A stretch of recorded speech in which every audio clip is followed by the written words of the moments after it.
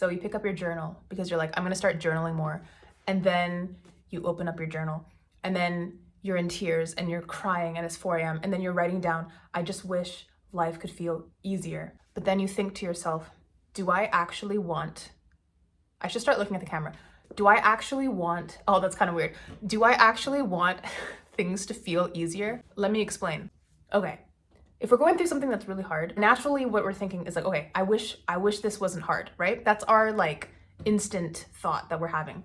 But I think a lot of us, or maybe this is just me, but I'm gonna just use us as a collective, okay? I think a lot of us are attached to our suffering. I think a lot of us are using our struggle as an indicator that we've done enough. Is it because maybe we felt misunderstood and only when we're at our breaking point were we taken seriously? Maybe we never want to be the person who has to be like, this is all I can do, because we don't want to accept that. We don't want to like think in our minds, this is all I can do and I'm gonna put this away. It needs to be some external force. It could be like, oh, I would love to do more, but my arm is so in pain right now. Or like, oh, I would love to do more, but I'm like falling asleep. I can't even keep my eyes open. Or like, I would love to do more, but I got sick. We wait until it's like our bodies can't take it anymore because we couldn't be the one to say, I've had enough and I can't take anymore. I was once going through this really tough time and I told my friend that part of me is too scared to fully get over it and fully heal, because if I'm not in pain anymore, then what even happened? Like, me being in pain is like proof of the struggle I went through, right? Us being in pain is like the physical proof in the world that we went through something hard. And us getting over that, we can't pity ourselves anymore. Us getting over that means that we will be happier, but it might just feel like, what was that for?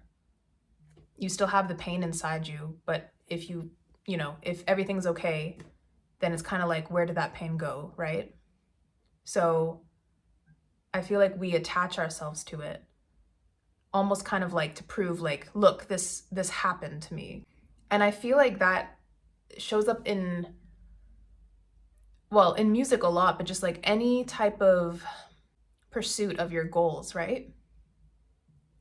When I was journaling and I was saying like, I just wish this could feel easier, then I kind of really thought about it, like a world where it was all easy.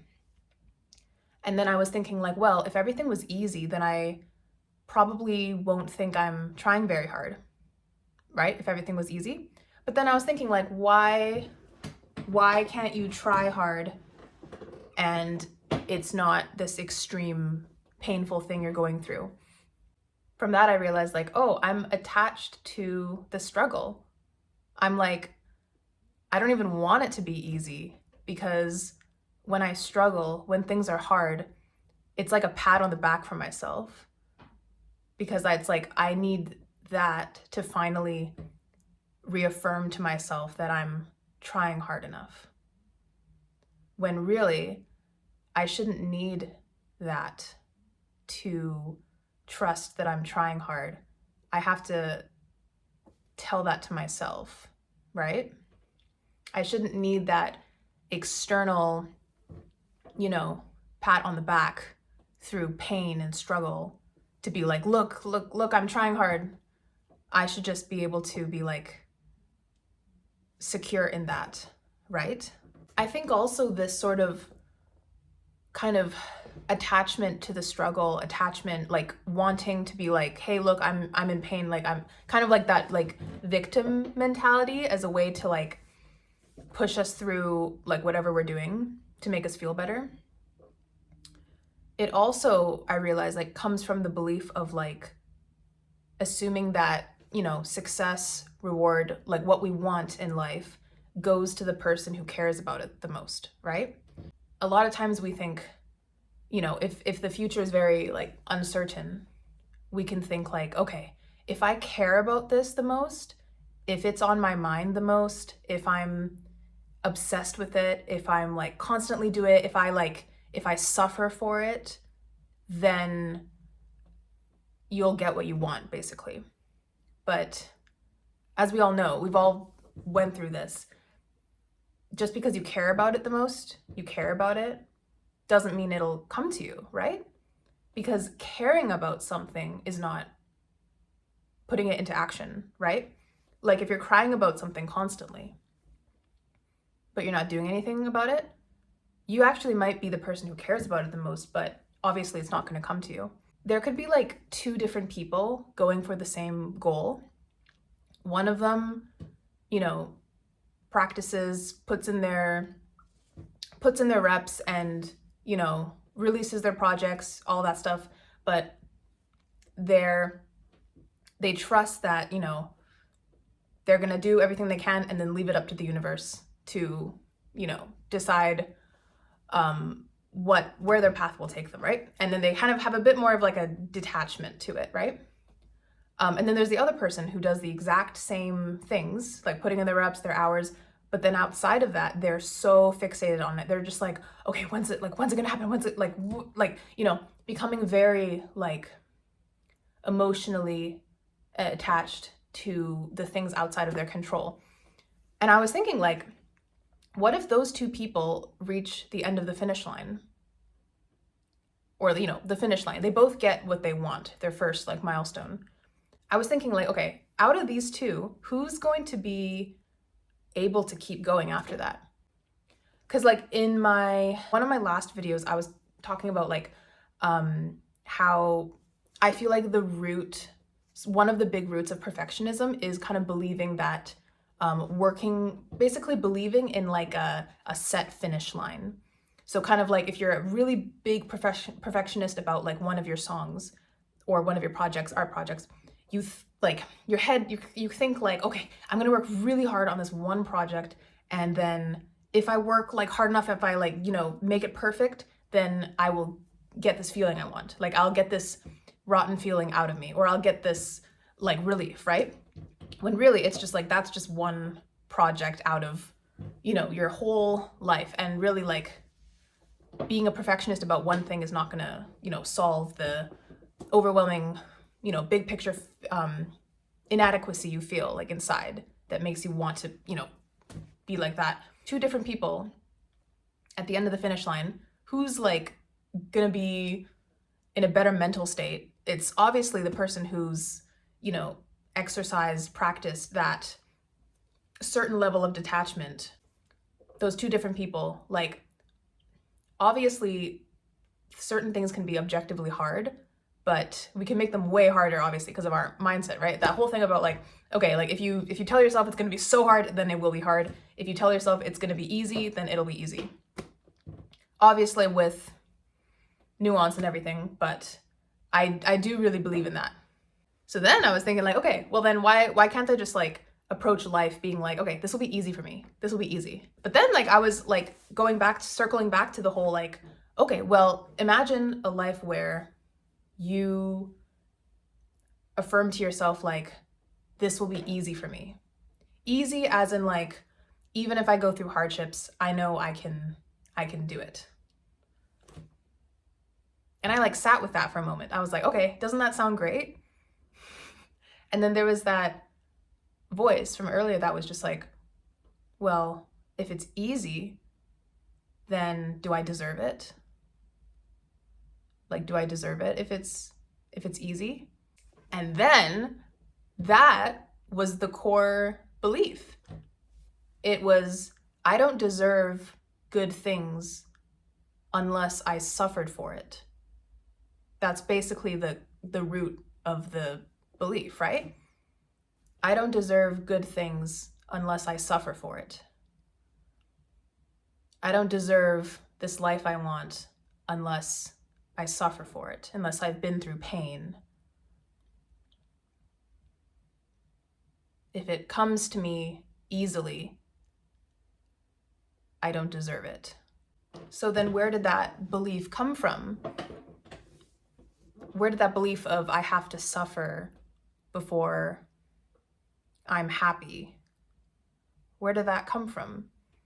This could be different for everyone, but I've been doing the artist way, and so I've been journaling a lot. And I've been looking back to like kind of my early like childhood experiences and everything. Kind of looking back to like times that I've tried to dim myself, like make myself smaller, and I'm figuring out like where the root of those came from. When I was younger, there were times where I was kind of made to feel like whenever I sort of displayed the stuff I was interested in, whether that was like music or writing or like anything, sometimes it felt like just displaying it, the reaction was a bit like, you're arrogant, or like you're too full of yourself, or like, why are you like this, like that kind of thing, right? And then that has like stayed with me truly for like a long time. And like I've gotten a lot better at it. Like just the fact that I'm now like putting myself out there is proof that like, you know, those beliefs are getting smaller and smaller, but still very much to the root of it. I do sometimes feel like I need to prove that I can even take up space. So in kind of like reaction to that, sometimes I think maybe the belief is like, okay, I deserve to take up space because look how much I suffered to get here, right? That's basically it, right? Like it's kind of like, I'm taking up a lot of space and I'm happy, but don't worry, I was in so much pain to get here, and I'm also sad. Like, you know, it's like I feel the need to justify happiness. I can't just be happy and have the things I want without having this like huge disclaimer sign being like, okay, but by the way, like I was in pain to get here, therefore it's okay that I have this, right? And having that mindset can be really harmful because every single step of the way, you know, if things come too easy, then that's where all like the second guessing comes from, right? I feel like that's where a lot of like, at least my like perfectionism tendencies come from, is because if it's too easy, then I automatically think like, oh, well, no, I probably did it wrong. Or if, you know, an idea, if it comes fast, then it's like, oh, that's probably not right. Or if you know, this has come up with like, you know, even dealing with like my environment. It's just like, okay, if I have like a differing belief than someone else, then it's like, oh, I probably don't know. You know, it's all connected. And like this whole concept, I think, is just much bigger than just like a perfectionism thing. I really think it's how like society functions as a whole, honestly. I see this in celebrity culture so much, about how if a celebrity has suffered enough like public like hardship and tragedy, then they become kind of like untouchable for a couple years and people are so nice to them. It's so, yeah, it really annoys me. Like, I don't know, I do. And like this is interesting, right? Like it's interesting to think about because like on one hand, I totally understand the sort of relatability within like public figures about how if they have very like openly struggled, then we feel like they deserve their place, right? We see this happen all the time. People don't like seeing people seemingly get things easily, right? Like it's kind of like somehow better if, you know, they were like a scapegoat for years and then now it's like they've earned their place. Like, I don't know. It's interesting. I kind of wonder where that comes from. we do, I feel like as a society, we do overwhelmingly have this belief that it's like you need to suffer for your success. And is that a bad thing? I don't know. Like that's also why it's like I don't really have a set answer for this. I do know that if we think suffering is the baseline and is like a requirement, and if it's a constant like, you know, thing that needs to be included in order to even begin to sort of validate yourself and your own work, then that's not good, obviously. But is it bad to suffer for your success or suffer for what you love? And that I still don't know. Because I can't sit here and think like everything will be easy. Like, no, of course, like there will be time where you will have to suffer for what you love, right? So yeah, as usual, I have no conclusion for this. Just I've kind of accepted that by now. But I think I'm gonna end with this by saying that I am going to try to welcome the idea of things being easy.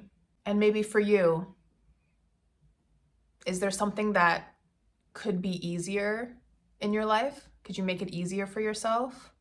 Does it have to be that hard that it's seeming right now? And with that, goodbye.